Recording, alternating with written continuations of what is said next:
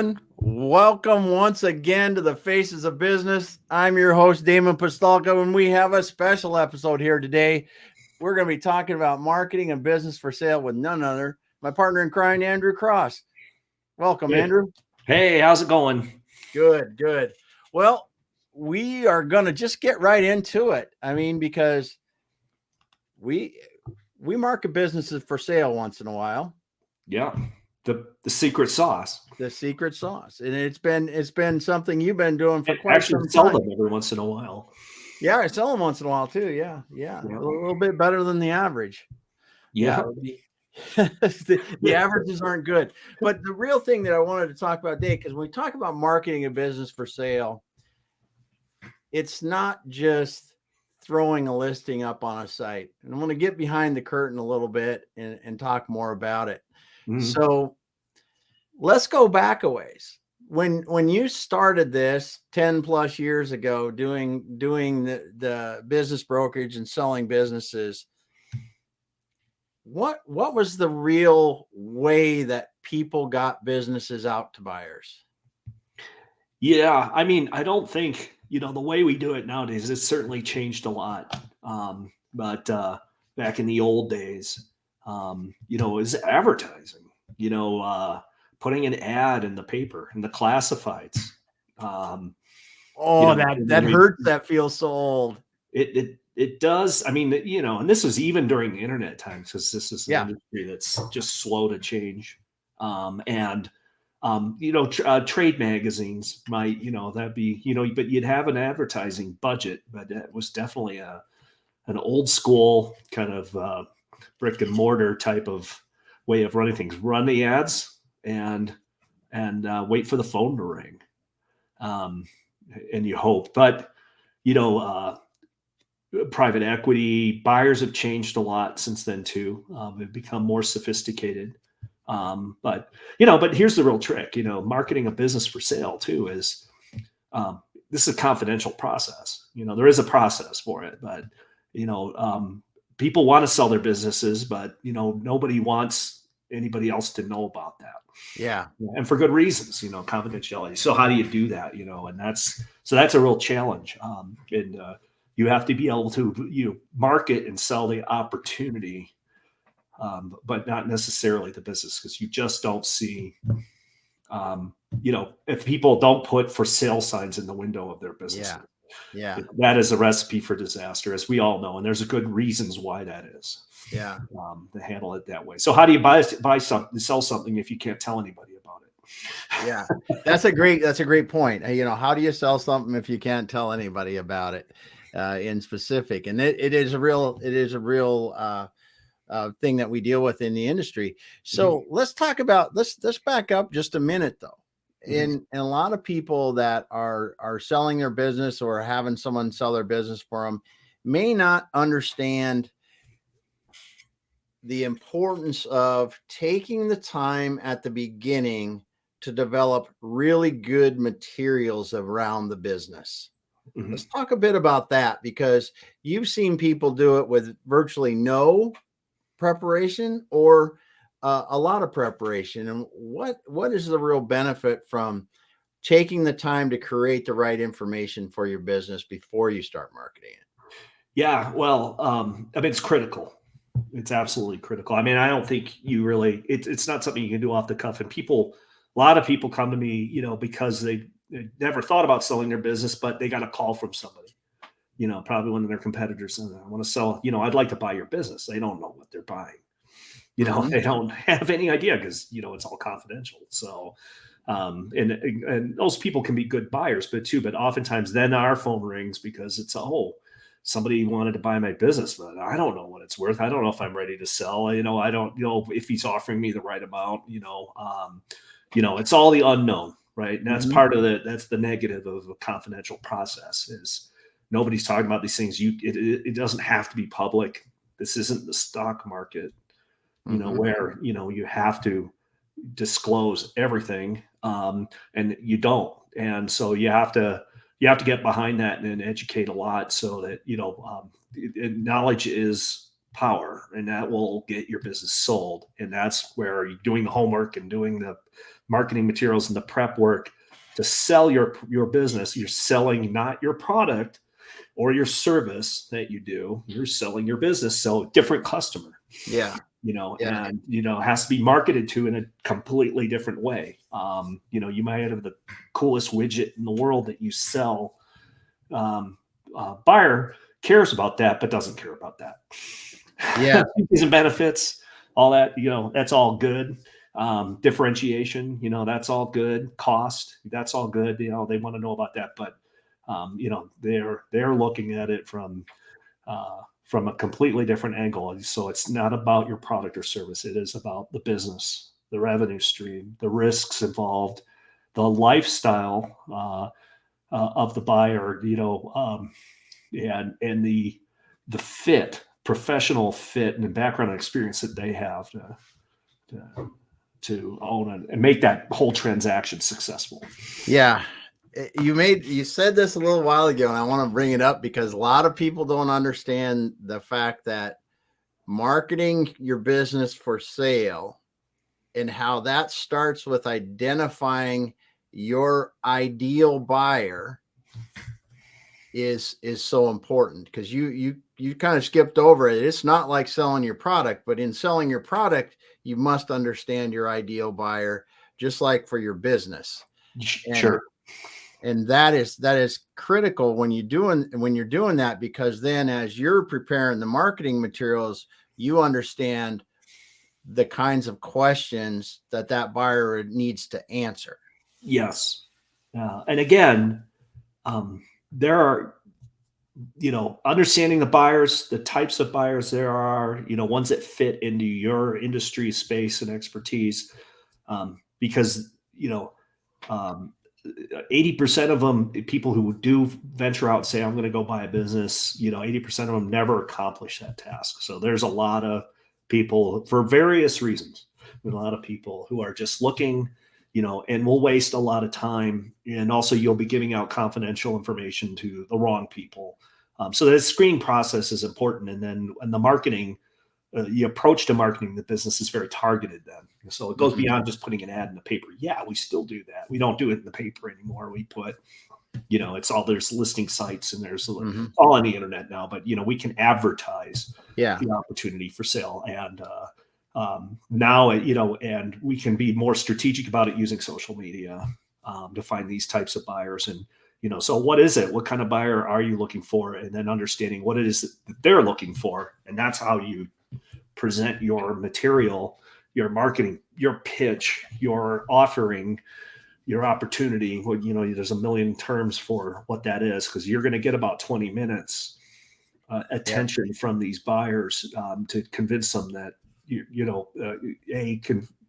that it shows not just here's a financial projection and this is why you should buy me, but also shows a vision, how you do good, what it is that you differentiate you in the industry, what your customers look like, how repeatable is this, all the risk things that they're thinking about in their head, and how, and then of course the financial analysis, and we always put that in the material in the back. That just has to meet a threshold. It's really basic and not that. So you're going to know what park you're in based on that, because if the numbers don't make sense, then it won't work. Yeah. And you said a couple things in that as well too. It's, understanding that buyer or the different kinds of buyers that are going to be seeing it, and then their distinct value propositions for each one of those kinds of buyers, and making sure that's in your materials and prominent. As you said, financials go to the back. That kind of value proposition for that buyer is right near the front, so they can understand quickly how this is going to help them achieve their goals. Yeah. The financial part just supports everything else that you've done at the bottom. So it's got to meet, like I said, it's just got to meet a certain threshold in order to do that. And then the rest of the beginning part of it, all the layup into the reasons into that is convinces them to buy.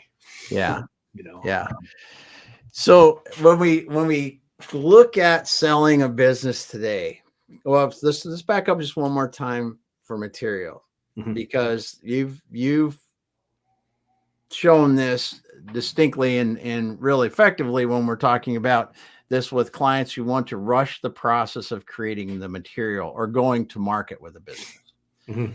and go to the market with the business today, but then before you've got the materials that are ready for the business. And I Mhm. know a lot of people will be tempted to do that, but why don't you want to do that? Um, Go to market before you've got your materials done. yeah, I mean, these buyers, the market, too, is fairly limited, and that all depends on the buyer, and what the restrictions are. I mean, there's definitely so if you go out to market, so for example, if you have an owner operated business, and you're tied to a certain geographic location, Mm-hmm. this affects value, of course, in the business too. But Yeah. your buying pool is going to be somebody within commuting distance. Mm-hmm. And possibly somebody could move from out of state and actually make a move to come in and Yeah. buy your business, and specifically for that. But what I'm saying is, that limits your buyer pool. And if you go in there unprepared, and they only look once, Yeah. once Yeah. it's no, it's no. Yeah. So you're gonna dry up those opportunities, and you don't get, there's no second chance on it to come back and go, oh That is, well, now look at it this way. yeah. And we thought about that. Yeah, like I said, you get about 20 minutes usually at that first initial pitch. If you can't hook them, they make That their is, decision and they move on. that is one of the points I did want to bring up, is like, because I know a lot of people are like, oh yeah, this, we can finish an ad, whatever that looks like, and then we can get out and start selling it. And well, if you do that and you're not ready right behind, and you go, my best buyer could be found in the first 5 minutes when I look, and if they want the materials and those materials aren't right, Mhm. you might be done. Yeah, yeah, you don't get second chances on that, and it's very hard. And that's also with pricing. If you do, Mhm. and you got to really think about pricing and where you go to market with the pricing. Because timing is a very important. That's the most important aspect of marketing a business for sale. It's a campaign, and we might have various stages of launching a business and campaigning it for sale, and and advertising is, that part of it is trolling, that's fishing deep, and you just let that run. But the targeted outreach, using social media, doing some industry research on finding good strategic buyers, and communicating, basically the campaign is to go directly to them and give them Yeah. a chance to look at the opportunity. You want to do that. The timing part of it is because after you've prepared all the materials and you're ready to go, market, that's going to be a good month right there, of that first initial campaign. And the objective to that, is to get 4 or 5 good qualified buyers, who are interested in the opportunity, who are considering presenting a letter of intent. Mm-hmm. And then our process, that's the objective, is to get through that. So the timing part of it, what makes that important is that provides sort of an auction type atmosphere. Hey, we have this opportunity for sale. They all know we just brought it on the market. They all know we've got 300 or 400 people looking at it. They all know that bids are going to be submitted. That's the auction part, right? Which can drive up value a bit. But I think, that's one of when you're marketing a business, that's one of the claims that advisors and brokers will make, that they can, they do that in real estate too. It's that game. Yeah, you're going to get more value if you go out and price it low and, you get it bid up. Well, it doesn't really work that way. Like I said, there's constraints involved, but what it will do is it does get a deal done. Yeah. And people, the buyers will understand if there is that feel that auction environment. It's an informal auction. I wouldn't call it. We're not putting a gavel down and taking bids, but they know they aren't the only game in town that. So that will sometimes it'll get a little bump in value. Mm-hmm. But more importantly, it gets somebody to a good qualified buyer to give a letter of intent and get into diligence and go to closing. And it keeps the pressure on them for closing too, because they know that there's people behind them. Yeah, if they back out, it's not just you take your time. It's that by doing that marketing and trying to hit a lot of the right people, targeting in on the right buyers is key, and because you do keep the pressure on everyone to keep moving forward. Yeah, and it's and that can be difficult too. It depends on the kind of business it is and the size of the businesses. Because in the type of buyer you have, financial buyers are investor buyers. There's strategic buyers who are competitors or people who are already in the business. Those are typically the best buyers. But if it's a smaller company and a smaller deal, they don't do a lot of buying. Whereas financial buyers buy, all the time. So you have to do a fair bit of. You have to, again, it's risk, reduction, and strategic buyers may not know what they don't know. So they see risk when it's not there. The financial buyers are more comfortable in just going and, they do this all the time. So they already know the risk. And then of course, the smaller businesses or individual buyers and search fund buyers where, for search fund buyers are backed by financial equity groups and stuff like that, or investment groups.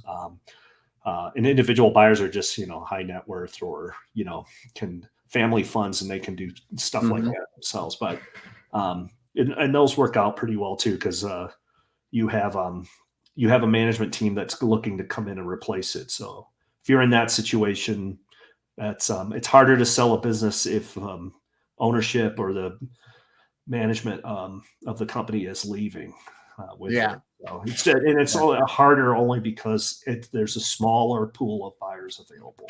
Yep. You're making some good points here with the different kinds of buyers, and that's where I think that taking some time at the beginning to really understand the perfect buyer for your individual business, based on size, based on industry, based on a lot of different factors. Sounds like that can really pay off by allowing you to market to people that are more likely to buy. Yeah. And, it's, but you have to kind of appreciate the situation where we're going in with an opportunity to spend, $5, $6, $7 million on an acquisition.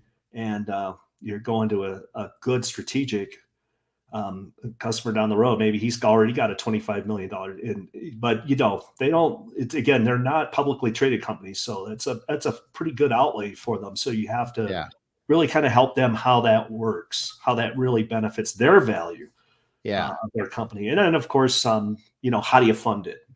And that kind of stuff. And, it's one of the best ways to understand why a strategic buyer is one of the best buyers is because you just go ask a banker who's going to put a loan out. They would much rather lend. They do a lot less risk if they've got somebody who's already in the industry and successful at it. So, that's for sure. That's for sure.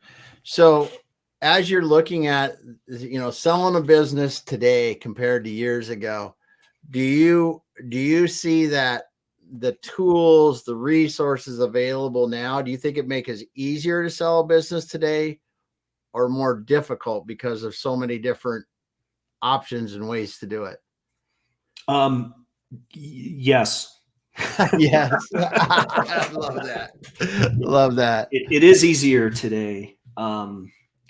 There's a lot more capital. There's people looking to put their capital in this. So the market's larger, and the information, what's killed deals before is, again, this lack of information, and that creates fear.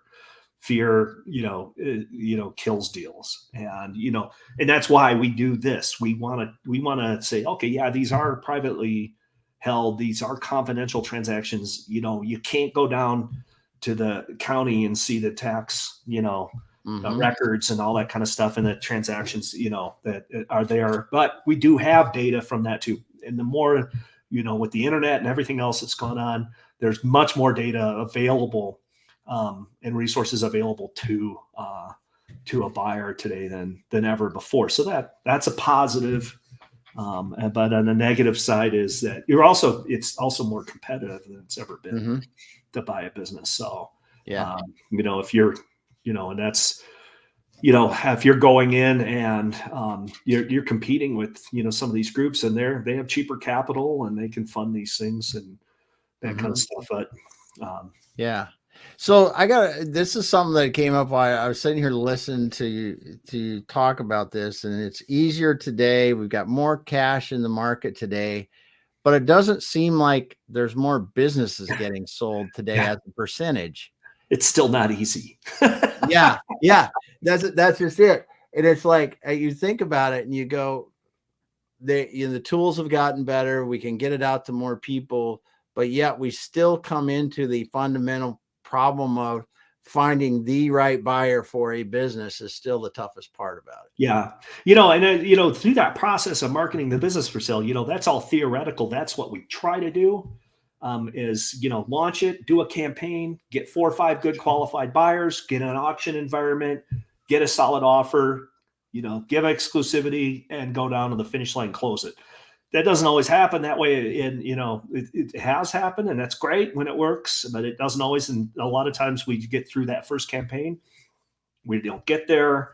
Then we drop a line and we do some trolling, on the advertising, and it is weird, so it's why it takes a long time to sell a business. So you have to be ready to do that too. So things may go along, and it is, you get a strike, like I said, it is deep sea trolling, and somebody just, it crosses their path at some point and they didn't see it before. And, they just want to get this deal done. So, and it's hard to predict when that'll happen. But that's, one of the things too. And we talked a little bit about test marketing. We do a campaign, we may deliberately reduce that to kind of a preliminary warm opening and bring out the business to market to a select group of buyers. We do have, in addition to our outreach to go and find and research that we do on buyers, we talk to buyers every day. So we have our own network and database of buyers that we talk to, and we always like to talk to buyers and understand what they're looking for as well. Even though we don't represent them, but but so they want to be on our list when we go out on these campaigns to say they don't expect it to be private or exclusive for them. They want. And those guys who are really prepared well to buy a business. So, so we talk to them as well. And, a little test market might just get us to, okay, why didn't we'll just roll this out to 60 buyers right now that we know, or we've done some research on it, want to look at. And with the feedback we get from that, if it doesn't go forward, we can go back to the client and adjust. And work on the things we need to do to get it to a yes, and also assess too that maybe we were fishing in the wrong waters, so it's not perfect science. So, it is interesting though. It is interesting because if you think about what you were talking about before, basically putting something in a classified ad or listing on a listing site, whenever years ago, to what we have today, when we have the databases that are pay or public databases that allow us to find every private equity, every search fund buyer, every blah blah blah that has taken the time to list, and those listing sites. You would think that with the access to the information, it would make it much easier to sell a business. But do you really think that it's gotten any easier? No, and I think part of that is, there's a lot more buyers out there than sellers. There's a lot more money to buy, the capital that has been raised to put towards buying businesses.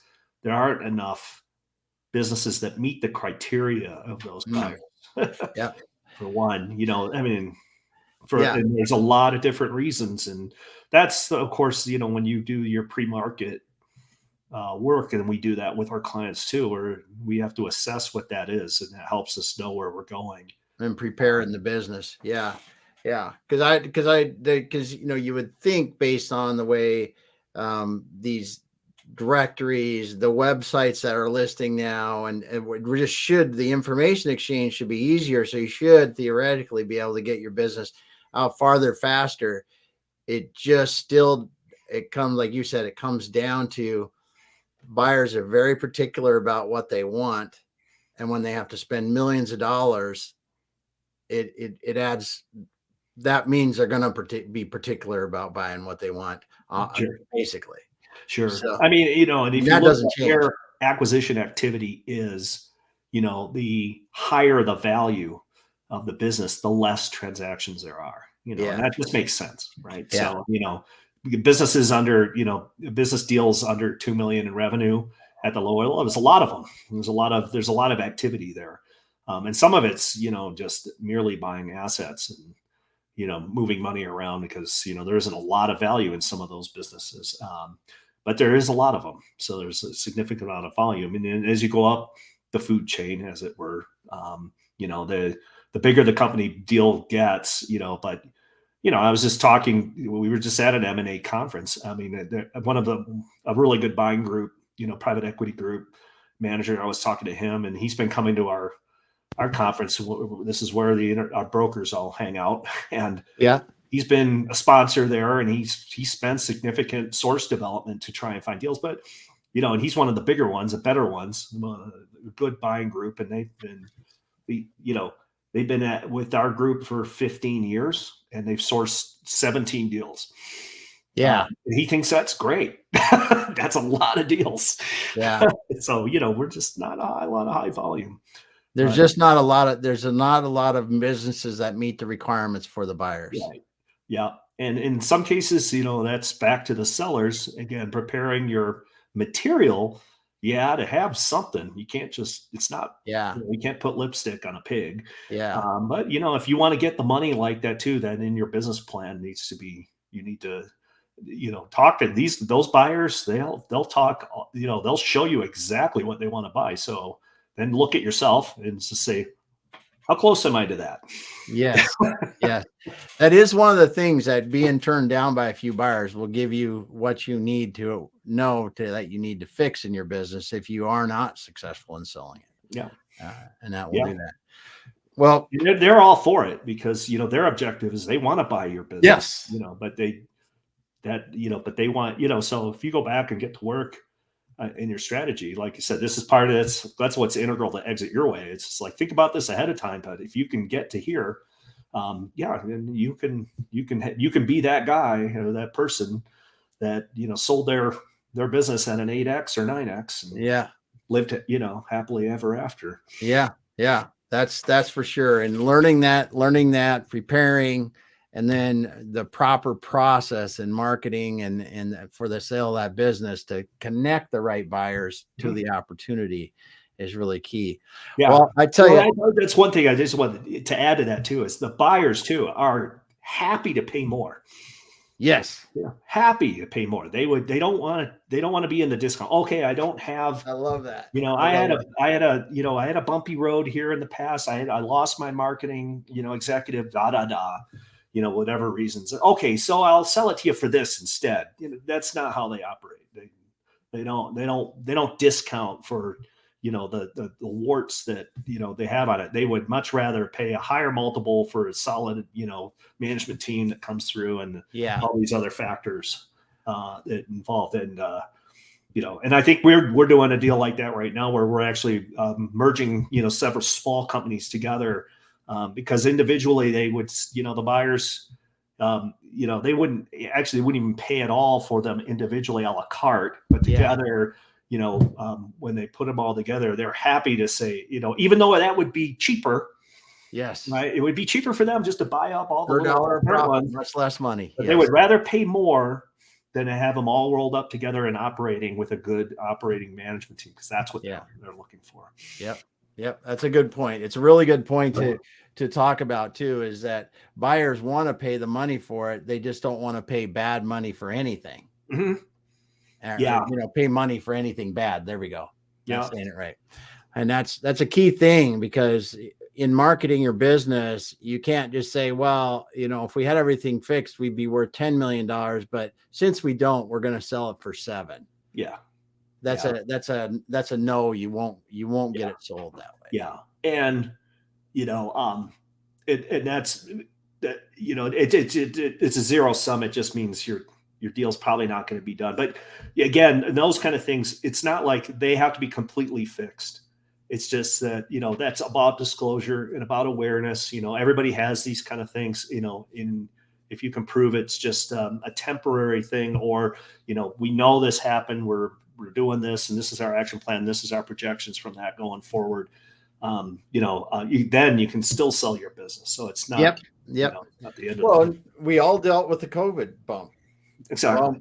It's a perfect example. Crater, whatever happened. Yeah. I mean, people, exactly. I've got businesses right now that were pre-COVID did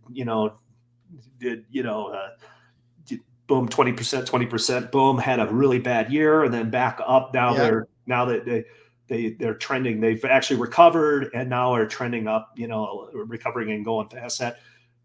All that's forgotten. Yeah. These are called, as long as, you present it that way, here it was, and those are called, one-time events, those kind of things, little disasters. And that doesn't, that's not going to kill your deal. Yeah. Yeah. And that's all part of putting the marketing materials together the right way so that buyers understand that, and you've properly explained it. So, but I just want to wrap up here, because this is great to be able to talk about, prepare your materials before you go out with a targeted approach to make sure that you get out there. You can, targeted approach, find your best buyers, fishing approach on some of the listing sites you can do. And then, before you do that, make sure your business and what you learn is getting incorporated, or you fix it ahead of time, because it's a zero-sum game. Yeah. Listen to the buyer, get their feedback, go for the no. Yeah. And find out, but always find out why, just like you do in your business every day. Yeah. It's no different. You listen. If you don't listen to your customer, you're not going to have a business anyways. Yep. Good stuff. Well, Andrew, thanks for stopping by today, sharing your thoughts on marketing a business for sale. I want to thank everyone else who is listening and continues to listen to what we talk about. And we will be back again later this week. Thanks, everyone. Thanks, Andrew. You bet. Bye.